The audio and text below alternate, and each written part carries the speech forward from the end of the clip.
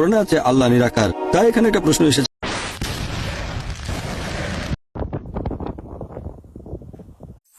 যেহেতু কোনো সাক্ষী প্রমাণ ছিল না,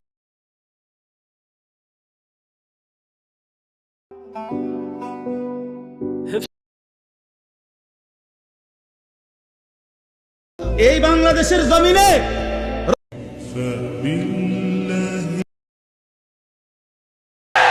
আল্লাহর কসম খেয়ে বলি, বদরের ৩১৩ জনকেই হারাতে পারোনি।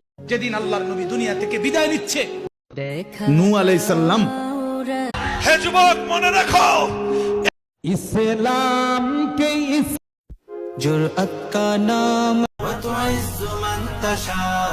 লাথি মার ভাঙরে তালা লাথি أبدا لن نحيد